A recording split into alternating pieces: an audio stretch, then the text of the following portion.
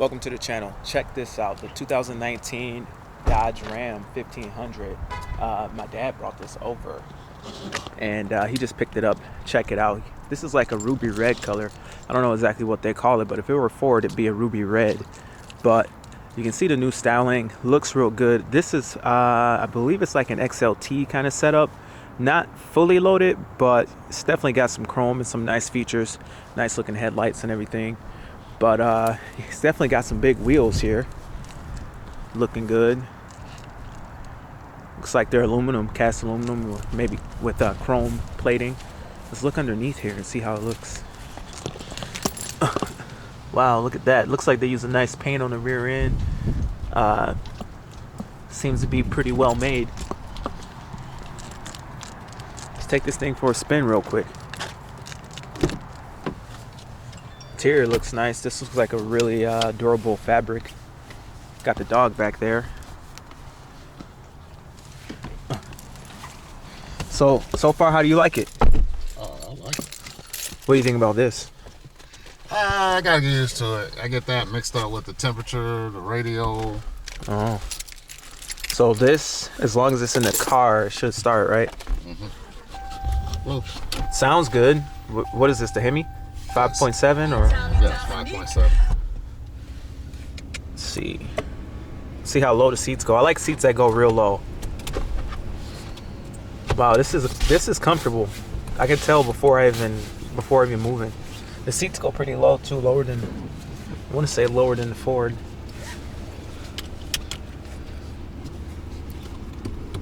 So what is this? Like XLT and Ford is like a mid-range. Would this be like a mid-range? Bighorn? Yeah, this is a mid-range. Okay. The Express Crew is the basic model. Now, I know the big thing with Dodge is the huge center stack that you get on the higher trims, but I will say even with this one, it's bigger than what you get in the Ford, and I think it's bigger than what you get in a GM or Chevy product. But the Fords will be about this big, where this one is more of a full square shape. So definitely still a bigger screen, you can tell right away. And it definitely has better graphics. I would definitely say it has better graphics. Let's see, do you have the navigation on this or no? No. No navigation? No, just the basic. All right. Then you got switches here. Okay, you have your traction control, your tow and haul, your park sensors. USB-C is already in here. Okay. Yeah, So that's cool. That's something Ford don't have. 3. Huge center console. Very functional. Huge. Wow. So that slides. Right. You have your docking ports for your phones. And that's wireless charging or? No, it's this cord. Oh, okay. And you set your phone up there. Oh, okay. There's me and Nathan on the background. All right, so I like this knob. Locking glove box. Oh, you can. Oh, okay. It's got a lock, and you also have a One there too. little one here. This interior is nice. You have your 12-volt. Why is there a key there? Is that I'm not sure. pretty cool? Yeah. But I like this. I drove a Fusion and it had a knob like this, but the knob was like here on the Fusion, like right where your hand would be. But I didn't have a problem with shifting like that. I don't know about snow plowing. If you're plowing snow and if you're going from reverse to drive a lot, it doesn't really have that stop, you know. But I'm sure it's something anybody can get used to. Anyway, let's see how this thing drives. He's got 1,600 miles.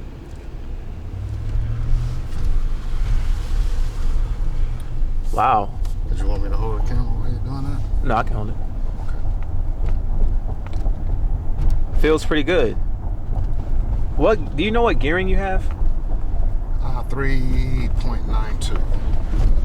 3.92 is pretty aggressive. Oh, that's pretty aggressive. Did you order it that way? No, it came stop. You know what we should do? What's that? We should race. My truck versus this one. I got a 355 rear end. Oh, okay. We'll pick another day. Oh, not today. Yeah. It got to be a dry day. You know? Yeah. It's a dry day, but It feels really good though. I mean, very smooth.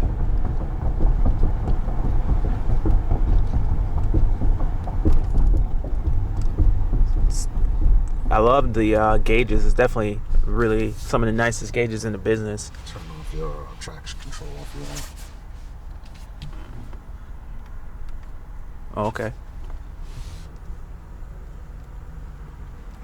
Now I remember back in the day, you had the Hemi before. It was a bighorn. It was white. You only did the white truck one time, though. You didn't do it. You didn't have it twice. You didn't have two of those. You only had one, right? One, the color or the model? The white. The white. I remember you had a white one. Yeah, I had a white. Then it was a black one, then a gray one, and a red. Oh, I really remember the white one, and the gray one was the one you had before The Journey. Before the Journey. And the black one, I guess you had before the gray one.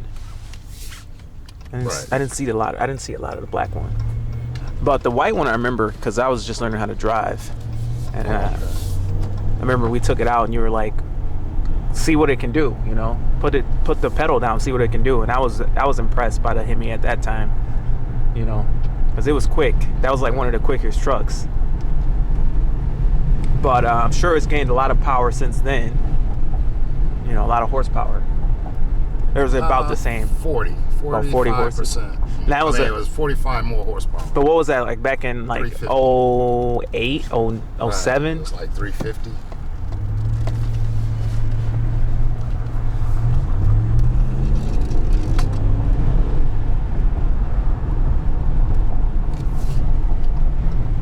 About 40 horses. 40 horses is a lot, but this is still not a direct injected V8 though.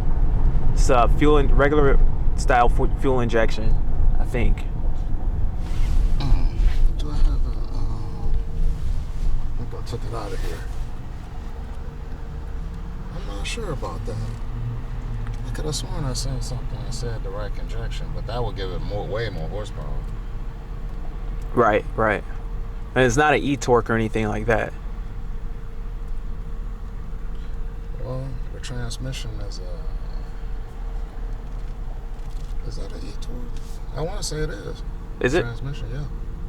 Oh, we'll look under the hood and see. So you do have dual climate? Yeah. That's pretty nice on a mid-level truck. Seems like Dodge is giving you a lot more for the mid-range trucks, whereas like if you were a Ford, you're an XLT, you're not going to get dual climate. You're not going to get push-button start unless you get a Lariat.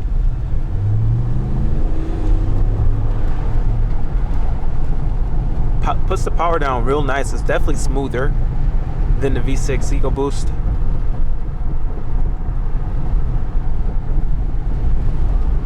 The visibility is real nice too in here.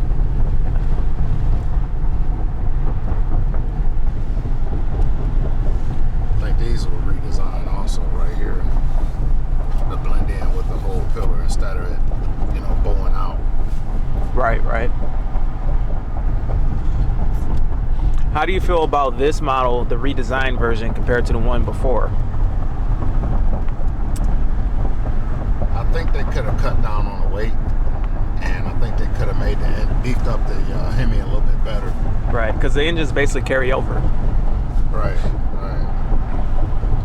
And it wasn't a big power upgrade as anticipated. Right. And it's one of those things, it's like, when they do a full redesign, it's hard to do the body and the engine at the same time because it's such a big investment for them to do. Such a big investment for them to do the body, and they did a frame, they did pretty much everything with this truck, so they left the engines alone. So I'm sure soon they'll do the engines. Maybe like in a couple years they'll do something with the engines, but the body won't change. And then the Dodges also, they keep the bodies for a good while. It's like when they do release a new body style, it's like state of the art, top of the line, and it keep straight, you're on the freeway. Right, yeah. When they do release a body style, it's state of the art, top of the line, but then they hold on to it for a lot longer.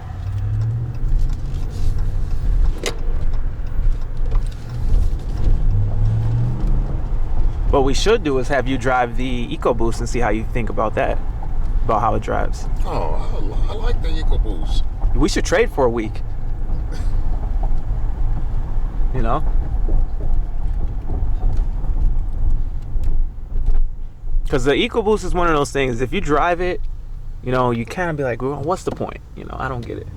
But once you had it for a little bit, you realize what the differences are. Okay. It's like my first time driving the 3.5, I'm like, dude, it's not better than the 2.7. You know, I actually think the 2.7 is still better. But after, you know, getting it and it's broken in and all that stuff, you can really see what the hype is all about. Well, I think if we trade, you're going to want to trade your truck in. You think so? Yeah, I think so.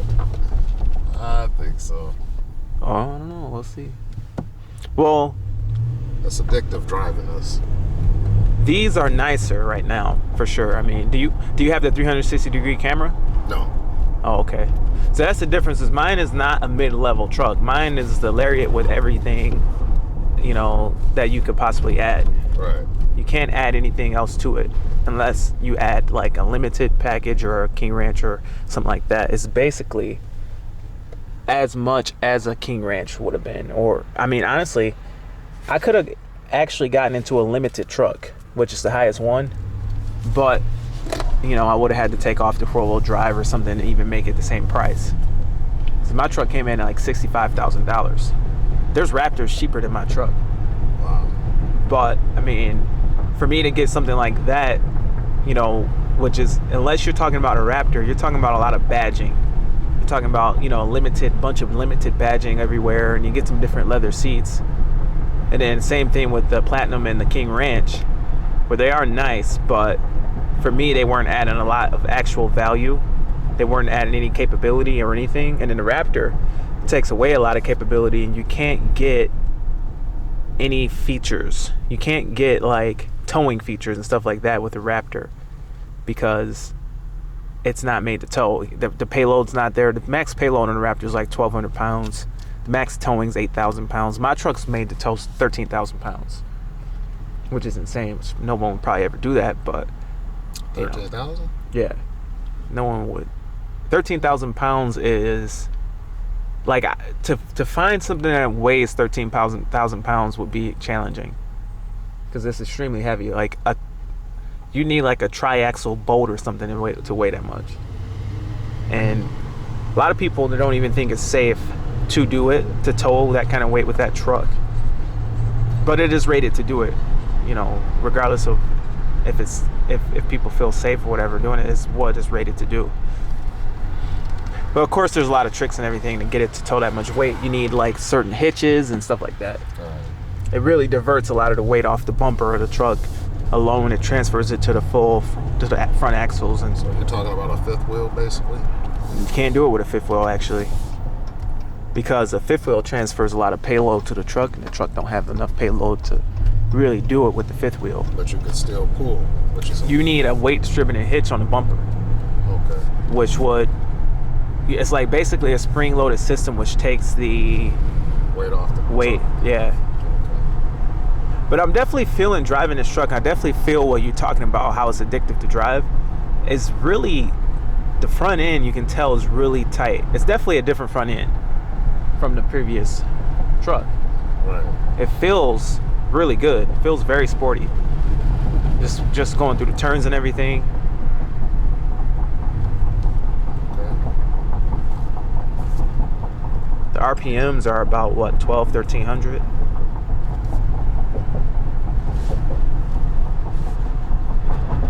So that's the thing about the EcoBoost. It's like it's got the 10-speed transmission. It's got a 355 rear gear, but it makes I want to say 90% of its torque at about 1,300 RPM. Yeah, it can make, and then the max torque on it is 470. Okay. And at about, I think it makes that 470 somewhere around 2,500 RPM, which is still quite low for a gas engine. It's almost like diesel territory. The power band is what you probably, the best way to explain it is it's somewhere between what a diesel would do and what a gas would do, what a gas engine would do. So at about 1300 RPM, you're at 90% of your maximum torque, and then it holds it all the way up to like 3500 RPM. Then the peak being at about 2500 RPM, which you get the 470. So when you get an EcoBoost like mine, and like the 3.5, and you put it all the way to the floor, you can feel the torque. Like it feels like your left front tire is almost lifting off the ground. It feels like a big engine. It don't feel like a little V6. It's a small V6. That's Ford? You talking about? Yeah. This house here. Beautiful. Brand new house. A lot of these ones here on this road are new. But this is definitely, the front end is definitely, you can tell the front end's a nice. I'm pretty sure they redesigned the front end, the control arms and the ball joints and all that stuff, the angles.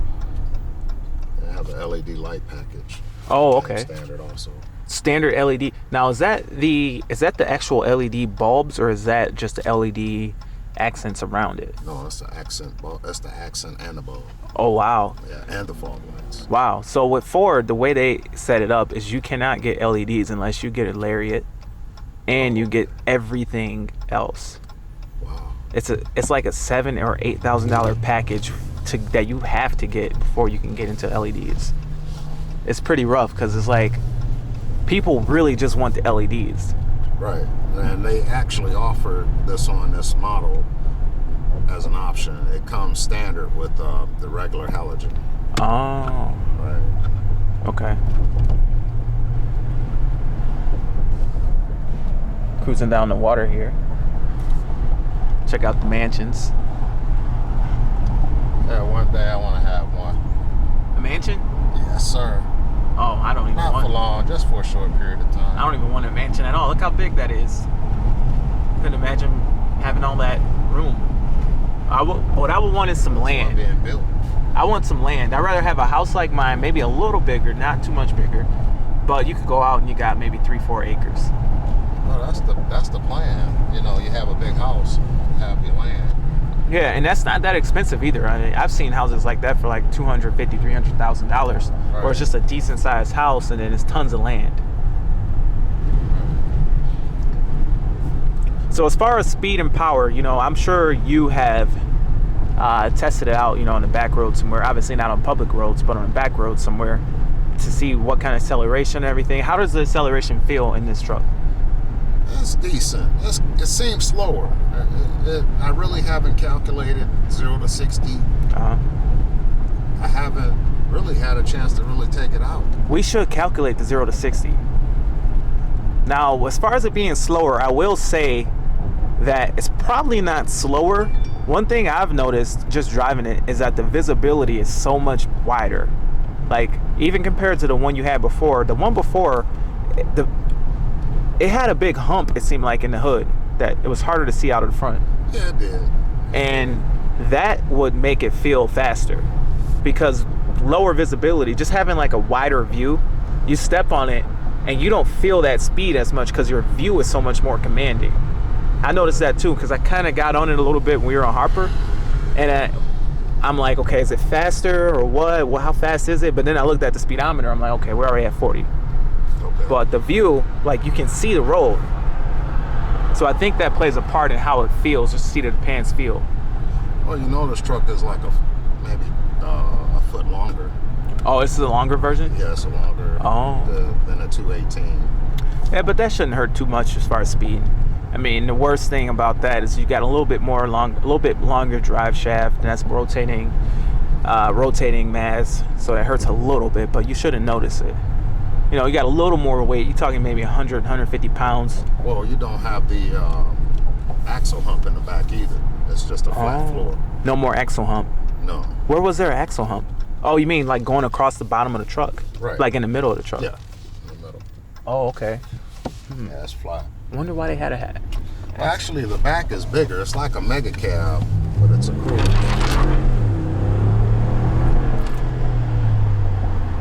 Wow. It puts it down pretty good. So is that a limited slip in the rear or what? Yeah, limited slip. And Wow. I want to believe it's anti-lock. What was that? I'm gonna have to get you. It's got to be, because we turned the traction control off, but it's still doing something. Right. It's still doing something. There's probably another level with the Fords. There's another level of traction control. Once you even turn that traction control off, there's a deeper level that you have to do some weird stuff with the key and some other stuff to actually turn it off. Like somehow you hold it and then it blinks and tells you, okay, all the controls are off. Okay. But it seemed like a posi rear.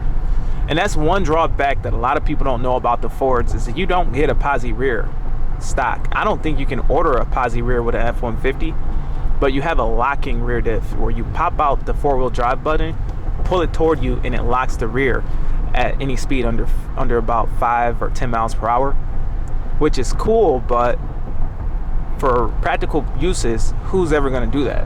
Right. You know, you want it to lock up on it automatically when there's slippage.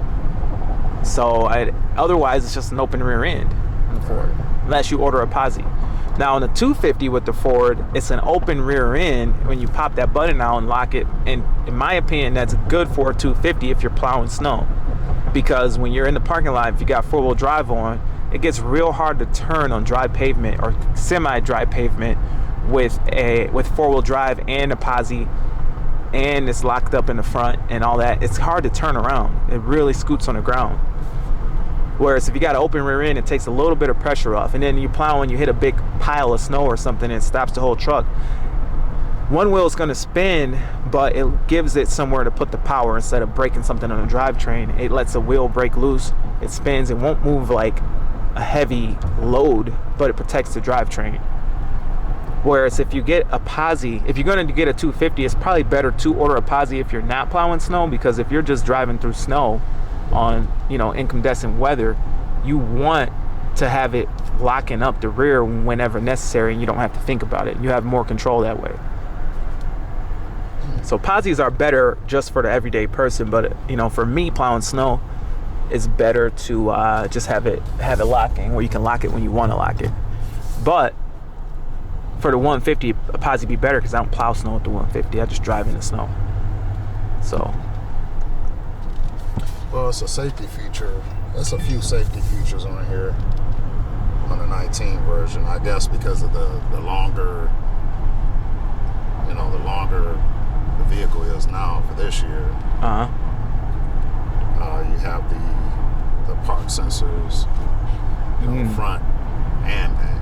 Oh, okay. Before it was just the back. Okay. You say you had them in the front too. Maybe they were in the front. But I want you to test that out also.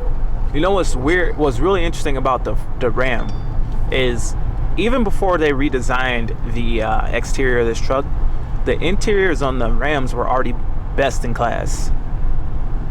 You know, that what they were doing with the interiors were better than any other company, and then they redid them and made it even better. So that's a big thing to note. You know, this is a lot better than what you get with an XLT with a Ford. Just from, you know, the visibility is better, the screen is better, the graphics on the screen seem to be better. The seats are pretty comfortable. Heated steering wheel, heated seats. Heated steering wheel. Okay. So it seems like you get a lot more with Dodge. I wonder how sales are as far as Dodge versus Chevy versus Ford right now. I don't know. You guys lost $1 billion. Right. We were late on the launch with this 219 Ram. I wonder where we lost $1 billion. Well, I think it's some kind of tariffs or something. Tariffs, maybe sales included. Right. We have a lot of production that's stopping with all three. Really? Right. You know, you have change in the model year. You have factory closings. You got just the automotive world. You know, it's a change. It's up and down. Yeah. I would say that everybody's trying to restructure to get leaner. You know, and I think that's where the money is being lost at too. You know, improvements. sense. Yeah, there's a whole debate with the cars. The cars are going away. Right. I wonder, I don't know what's happening with the Dodge cars, though. I think they're doing okay. I'm not sure. The Dodge cars are doing pretty good. All you have is you got the Challenger and the Charger as far as Dodge. And those are top sellers. I gotta admit, you know. Yeah, they're very popular cars. You're talking about with just a regular Hemi. You got the Hellcat, the 392. They coming out with another version now, I think, of 1,000 horsepower Charger. And that's where Dodge really made a good decision, or made a string of good decisions, by making a car that actually appeals to young people, to older people, to any kind of people. You know, there's nobody that's going to really say anything bad about a Dodge Charger or Challenger or anything, you know. You're talking about like modern day race cars, actually. Right. You know, and they're four-door. You get the four-door sedan. They're the ones who's able to sell, because even if you could get your hands on a V6 Charger, it's still a nice car and you still look cool. You know, nobody feels cool inside of a Ford Fusion. Like SRT. There's a Dodge there, Hellcat. Okay.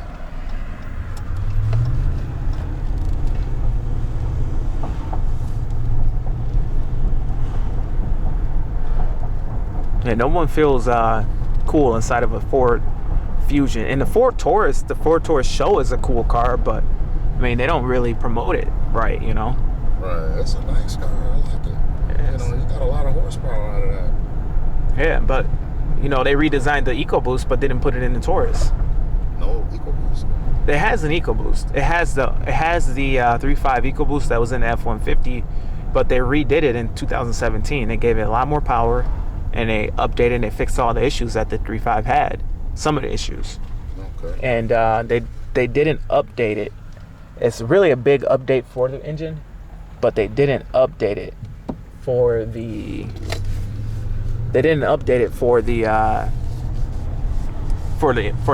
Taurus for whatever reason. They kept putting an old engine in the Taurus. You're talking like 30 less foot-pounds of torque and whatever. Let's drive through here. This is one of my dentist office that I do. Oh, okay. Thank goodness it's not cold and snowy right now. I'd be in trouble. Because the truck is sold. Hey, everything comes just in the nick of time, you know? Maybe I should get a Cummins for plowing. I didn't sign papers on nothing yet. Cummins 2500. If you could get it. That'd be a good plow truck, because it's still a solid axle front end. I wouldn't do a Chevy, but I can do a Dodge or Ford. Both great trucks.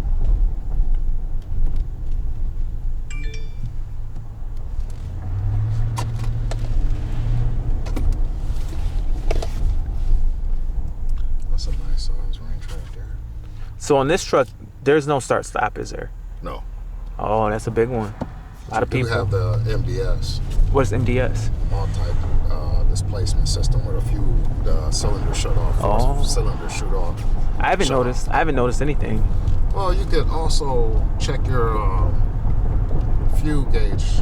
It tells you the current mileage that you're getting while you're driving. If you get on the freeway and do a steady 55, maybe anywhere between 55 and 70, you'll have that steady flow.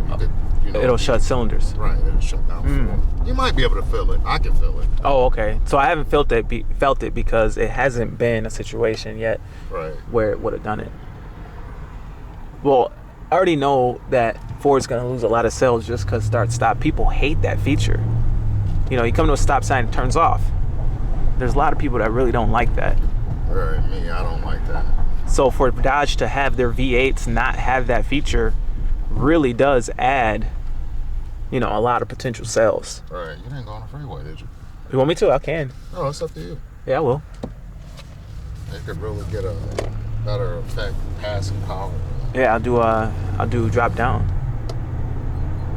See, that's the thing. If we traded for a week, you might not want to trade back if you were getting on the freeway and stuff. With my truck, you can feel that. You know how like the tires break loose a little when you first step on it. Yeah. Not really so much, because for me, I don't turn off traction control anyway. Okay. So, you know, the initial launch, I don't really burn a ton of rubber or anything like that. But you can feel that torque, you know, as you hit 40, 50, 60. You can feel that it's right up against traction control as far as traction goes. Okay. Like, it's just starting to spin in the rear all the way up to like 80. Wow. Yeah. Okay.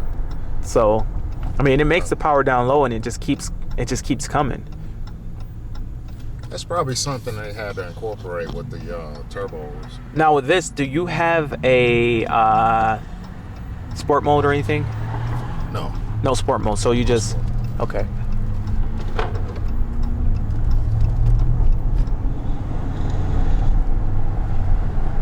So, what was I gonna say? But you know, I'm gonna look up something. I recently haven't had a chance to really explore a lot of options with the truck. Right. But I want to experiment. I want to do some online research on how you could probably like cut off the overdrive or override the overdrive to get your maybe you can go faster than 125 because 125. You can go faster. You have to tune it though. You have to take it in, get it programmed and everything, because that's going to be electronic shut off. Right. You know, me personally, I never go even 100, but I think the reason that they do it is because the aerodynamics on these trucks are so bad, because they're big trucks, right, that it doesn't really benefit to go any faster than like 100, 125 is really fast. Yeah, most trucks don't do that.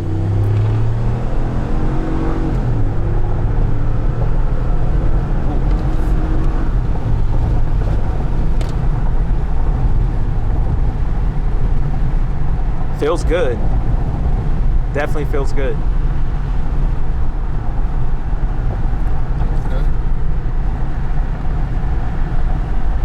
What do you think? It's nice. It's not an EcoBoost. Oh, you know, okay. maybe EcoBoost is faster, right? Oh yeah. Yeah. Also. Oh yeah. It's just a grunt and a power. It's more. I don't know if it's faster. You know, we could race these, and it might not be. I don't know. But it feels it. It feels like it. You know, seat of the pants, it feels faster. But you won't know unless you race. This might just not feel as fast, just because of the view and the visibility and, you know, all that. Like the EcoBoost has augmented sound inside of the truck, so it sounds like a V8. Right. That probably plays a part in how it feels. Okay. You get that. It's all fake noise, but, you know, probably plays a little bit in how it feels. It sounds like when driving an EcoBoost, sounds like it has an exhaust on it. Sounds like. Did you do any modifications yourself? I haven't done anything to it yet. Okay. I've been thinking about it, but I've been so busy, and I really do just really use it as for what it's made for. So I just haven't had any desire to do it yet. Right. But I mean, they do a lot. Oh wow, it's an old car. Yeah. They do a lot of stuff too. I mean, you can get it to like 500 horsepower. Fairly cheap.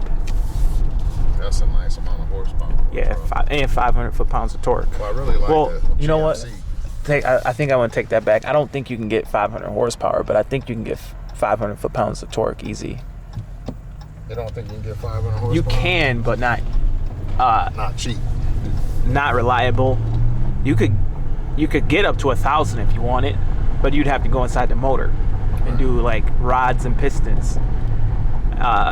But the thing is with the torque, it'll probably be like high fours and then definitely get into the 500 foot-pound torque with just tuning and maybe an exhaust.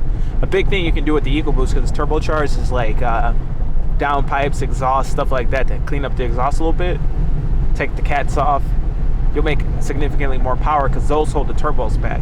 Okay. So one thing I was going to say is, while this has the cylinder shut off, the cool thing the Ford does to save money or MPG on the highway or driving around town is it shuts the turbos off. Okay. You put it in Eco, and it reprograms and remaps the turbos to a way where they don't spool up at all. Like they literally just pretty much stay off. Like if you're cruising 45, 40, whatever, the turbos won't be on. So you just got a 3.5 liter V6. And you can get like 25 up here in the city. Okay. Like say if you were going 40 and you reset it, you'd get 25 miles to the gallon with a truck. What I've done, and I haven't released the video yet, but I filmed it and everything's like almost done being edited. But I basically put it in eco mode and I drove to 4, but I didn't take the freeway. And because it's got start stop and it's got that eco mode where it shuts the turbos off, I get like 24 miles to the gallon. I took grass shit. I hit every stoplight.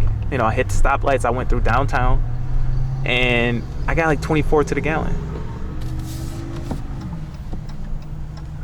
You know, I got like 24 miles to the gallon, and you know, you come to a stop and the engine turns off. You're not burning any gas.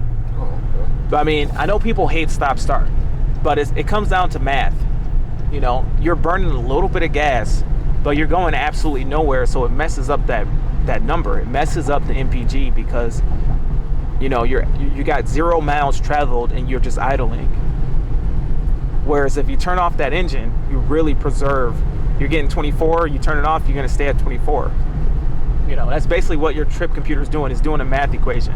Then you start entering zeros and you're burning fuel and entering zeros for miles travel, it's gonna destroy that average number. That's the basic light package right there. Oh, okay, this definitely looks different. Definitely looks better.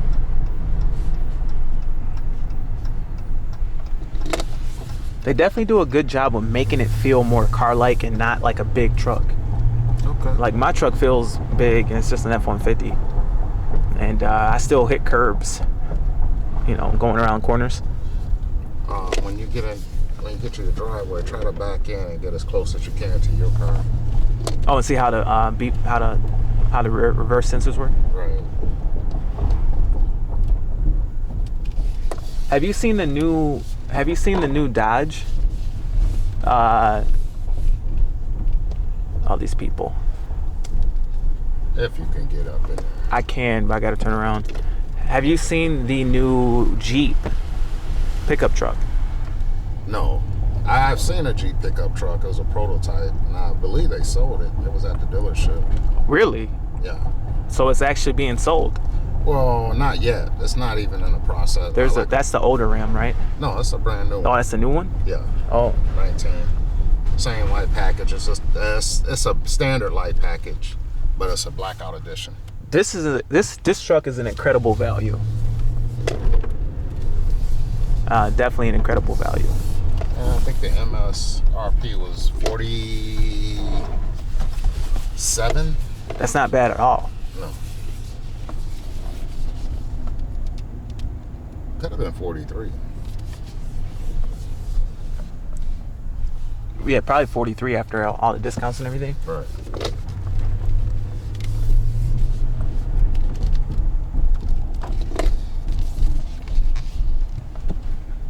You have to get as close as you can to your Ford that's in the driveway. Okay. Backwards or frontwards? Try backwards. All right.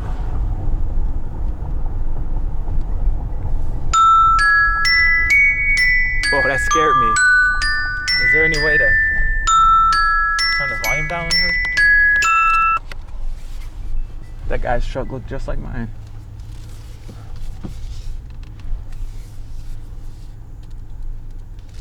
I don't know why that guy parks like that.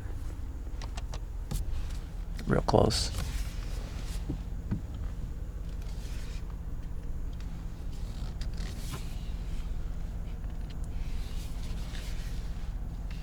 So how have you been feeling? I've been doing good. Okay. Wow, look at that camera. Look how clear that is. Jeez. That's much clearer than what I got on my 150. So you get as close as you can.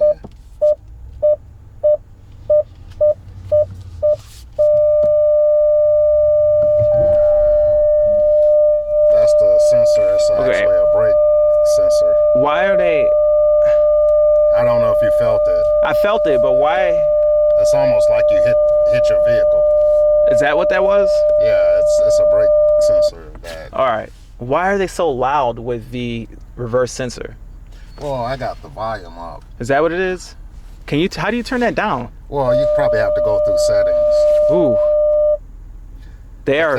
That's like a alert, you know. Yeah, you're very alerted. That's I mean, you're at the last of the sensory, you know. Is it holding me? Is it preventing me from hitting it? It did by applying a brake. Yeah, because I was hitting the brakes and it was doing something. Right. It's like It was. when you're backing up, once you get to that certain space where it beeps. It's preventing you from accidentally hitting. right. Definitely, because like right now I'm in reverse. It's not letting me go back anymore. Right. Wow, that's pretty interesting. That 'Cause might be the new feature for the 19s, maybe because of the length of the vehicle.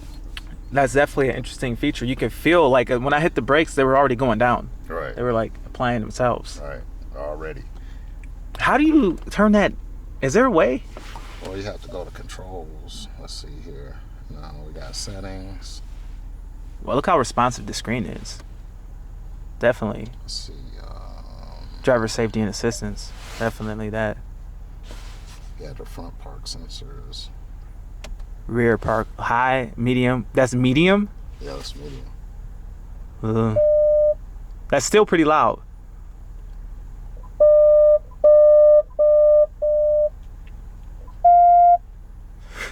That's the front. I wonder if it works frontwards too. Yeah. I don't know if the The actual braking works. works. We should test it on his car. I mean, I'm sure he don't care. I mean, what are we gonna do? Messed up the car up? You know? All right. That's your neighbor. Yeah, the other day his Aren't you dog. supposed to love thy neighbor? No. The other day the dog jumped over the gate and was playing with Sam. Donna was so mad. What kind of I don't know, some kind mixture? of bigger animal. I don't remember. Like maybe Doberman, maybe. One of them was a Doberman. One is something else. Okay, so no front-facing camera, right? Just sensors. Right. That's nice to have. I mean, it's hard to tell. Now it's telling me how close I'm getting, but obviously I can't see if it'll stop me because I don't know how close I really You am. want me to get out and... Yeah, let's see. Okay. He's gonna see if I'm getting to. The neighbor might look out and think we're chaining something to his truck and drag it away.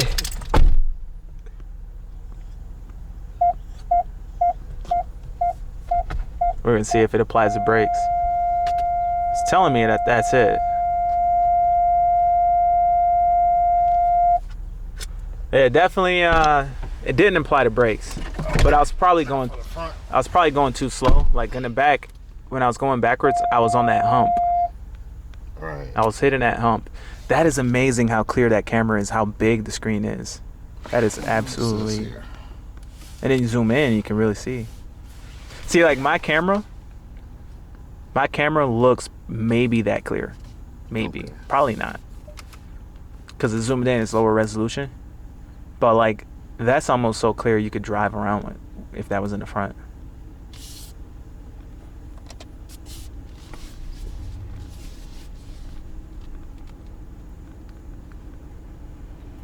It's a Ford console and the gear shift in the middle. Yeah. I see you reaching for it. Yeah, it messes me up every time. So are these mirrors automatic? Yes, you can close them. Also with a push button. Oh, okay.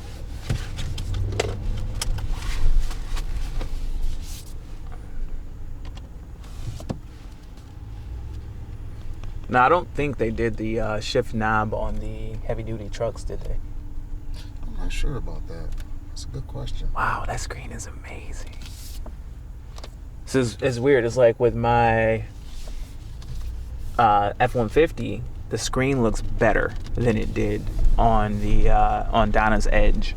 Her screen is not clear at all, but on my truck, it's like clean. It's like clearer than hers.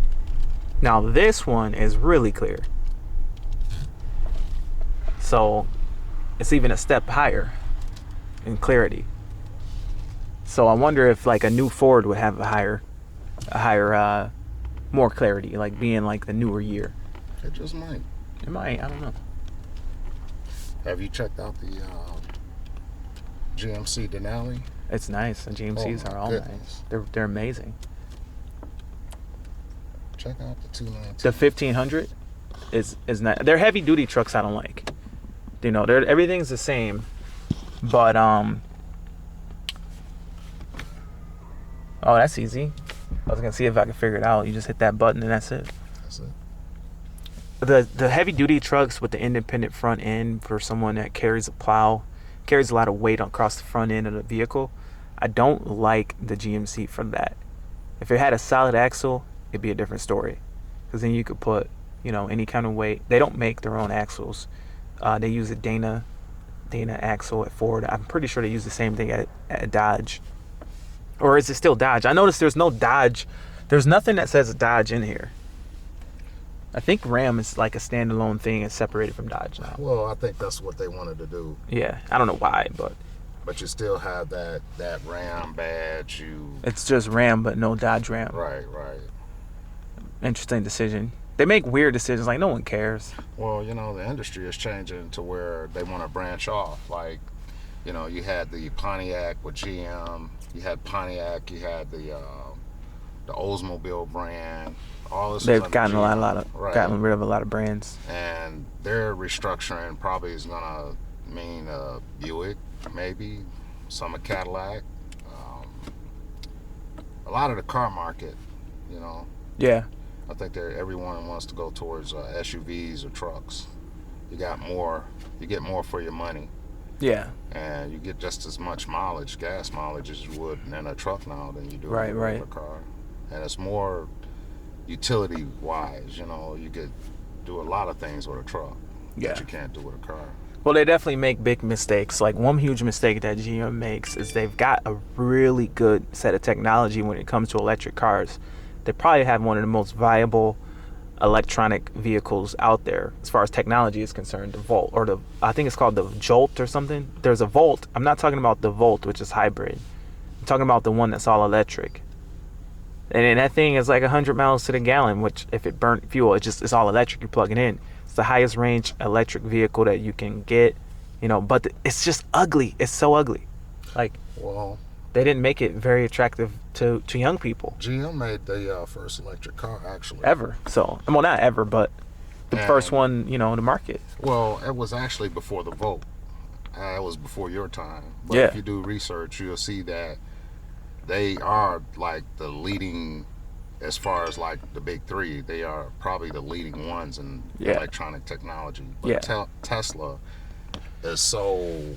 They have a huge domination on that market, and they have an extremely valuable company. If you ever looked at the value of the companies, Tesla, which has like hardly any products compared to the big three, is valued about the same as any big three company.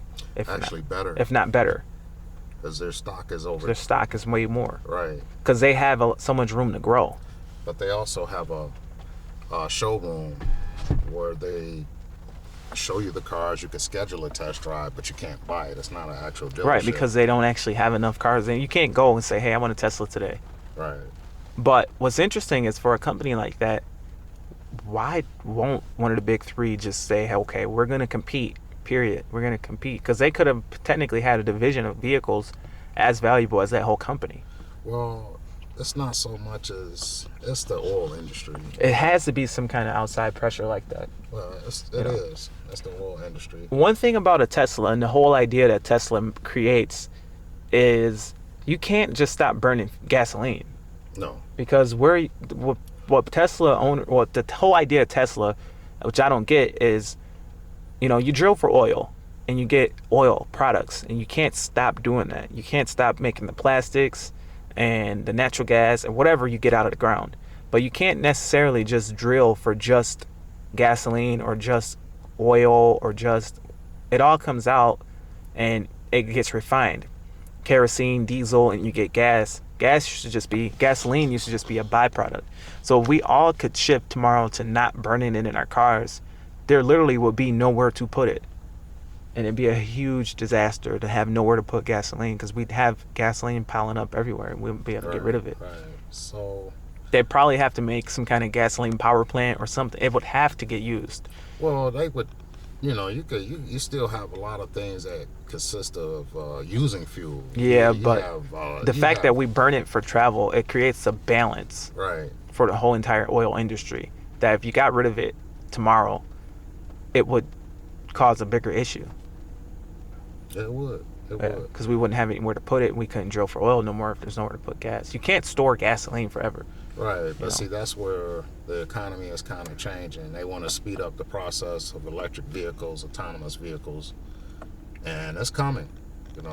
It's coming. And why would people even want to have a car note when you could call your car, come pick you up, take you where you gotta go, and you just pay that one flat rate. Right, some kind of a service that where you get rid of the cars. That's what someone was saying about the whole tire shit. You don't have a note. You don't have insurance. A lot of people are not buying cars. You don't have gas. You don't have the maintenance. You don't have flat tire. You don't have anything to worry about when you have a vehicle that comes and gets you. And that could happen fairly quickly. Yeah. For everybody. I mean, we literally, just out of tradition, want cars. It's just tradition. But if I wanted to right now sell all my cars, obviously not my plow truck. Well, my plow truck is sold. But if I wanted to have no cars, I probably could. I mean, I probably would run into problems still as far as making it to work on time. I don't know. Well, you look at a Tesla, $35,000 for the lowest level. And you're not buying gasoline. And you're not buying gasoline. And but on a single charge, you can get up to 400 miles per charge. But if everybody shifted over to that kind of technology, then it would put too much strain on the infrastructure that provides electricity to the housing and to the areas, and the cost of electricity would simply go up, and it'd be like paying for gas anyway. The hardest part about Tesla is your recharging, servicing, and you don't know about the towing. The issue that I have with Tesla is they have space inside of the truck, inside of the car or whatever vehicle they make, to put a gasoline engine. But they won't do it because their ideology is against gasoline. They believe that we shouldn't burn it. And they're probably right as far as the environment is concerned. But the reality is we have to burn it to get rid of it because there won't be anywhere to put it. I think it should be a more gradual transition, and they should put some kind of a generator on it. So instead of just saying, okay, we're trying to make a vehicle that can go 700 miles, 600 miles. Let's put a generator that can at least keep you going on the highway. Obviously, the most energy is spent getting up to speed, but the energy required to keep you at that speed could be achieved under the front hood, where they just have a front trunk. You could put something under there that's gas powered that could keep you at speed. Some kind of a gas power energy generator that fits in the front and that can maintain your speed. Obviously, you probably can't have enough to accelerate real fast and all that. But how much energy is required to cruise at? That's the next step as far as domestic, as far as the big three, because the hybrid came out already. It's just not being processed like full mainstream. Right. Well, the hybrid's cool, but I don't like hybrids because they're extremely expensive, and they combine a gasoline engine with an electric engine in one unit, and it's extremely complicated, and they are not that fun to drive. Like, they're kind of boring. Well, it depends on how you look at it. If you look at it saving money, that's probably a better deal. But then on the other hand, what kind of job would you have a hybrid for, or what would the purpose be? You're just trying to save fuel. But I think the complexity that comes with a hybrid is just ridiculous, because the gasoline engine is combined alongside of electric engine all in one unit, and the transmission, and they're trying to provide the power to the wheels using each other, at the same time. And then, so you can either drive with the gas or drive with the electric or drive with both, or the gas can charge the electric. It's like, that's just too much. Just drive with the electric and then have the gasoline just only provide charging. Well, see, that's and have totally separate units. Right, but that's how they have the Pacifica set up, basically. It's like the same way as you could use both. And you could go, say, 30 miles on this single charge. versus the battery is not it's not a big battery like battery. a Tesla battery. It's just enough to get 30 miles or something. right, get 30 miles. And That's probably it. a horrible 30 miles. It's probably like so boring and no power. Well, it might be at a certain range. You might go say 30 miles on a full charge. You know what I'm saying? Like it might go down to 27 if you're driving hard. But Right. who's going to drive an electric car hard? You're just trying to get A to B. I had one for rental and I drove it, kind of hard. It wasn't fast. It was slow. It was just kind of average. But it's like Instant response. it was an electric. I wasn't electric. It was hybrid. Okay. But if it were electric, you can get a lot of power out of an electric vehicle. Right. You have high lows. In my opinion, all the Tesla needs is a way to increase the range using gasoline. And think of the implications of having gasoline under the hood. 240 volts. A 240 volt generator could fit in that hood.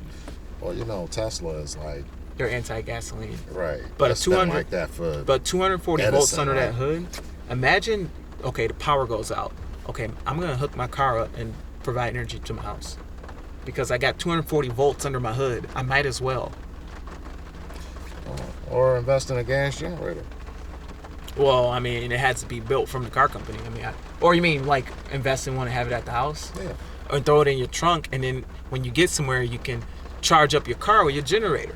You can pull your generator out and plug in your car. Well, if you got a gas generator, and let's say with a power. A 240 volt gas generator is not that expensive. I mean, Right, but that's what I'm saying. If you got if you got a generator for your house, like the next biggest thing is going to be solar panels, because people are trying to. Here's the issue. Invest in a generator. Well, it's not a good investment because it never gets used. It sits. True. It sits. But if It's an engine with oil and everything, piston cylinder, tons of machine work, money, and you buy it and it's gonna sit until the power goes out and then gets used. And then when you try and use it, it's not gonna work because it's been sitting. How often does your power go out? Not enough to make that investment. Well, that depends. Now, if it were a part of the car, you buy the car, you use the generator from time to time with the car. If you have a home that's powered by solar panels, you have an electric car, why would you not have a generator? You get in a tax break anyway. Well, I Either way. think it'd be good to have an electric or a gas-powered generator part of something like a Tesla, just for the fact that it still provides a way to burn gasoline. And then you think about it, gasoline prices will drop, and you are going to you're going to run that engine and charge that car because it will be the cheapest way to do it. Yeah. Yeah. Yeah. And at the same time, it's something that's being used, so it's a good investment. It's not a good investment to buy something that never gets used. So it'd be cheaper. I mean, a 240 volt generator can be having what, $3,000 or $4,000. That'd be a really good one. Well, just put that in the car and use it. And then your power goes out, and you can reverse things and have that car provide the power for your house. And it's something that you have and use already, and it's just there already. Well, I think that's what the industry is trying to do. They are trying to do now, but they should have did this long ago. They should do something like that. They're just doing more hybrid stuff. Ford's got a new hybrid where they're putting a 3-liter EcoBoost turbo V6, and they're giving it an electric motor between the engine and trans, and it's gonna have like 600 foot-pounds of torque and all this. That's cool, but still, I don't know. Well, if you look at it, gasoline is not going anywhere for a while. But Oh, it's just gasoline. the fact that I don't think gasoline will ever go anywhere away. But you got certain areas, and it's still in this country, that they rely on fuel efficiency, and they want to be cleaner, a lot of greener things for the years to come. Well, aside from being clean and green and keep protecting our air quality, we run into that issue with the fact that we won't have anywhere to put gas. Can you roll up those back windows?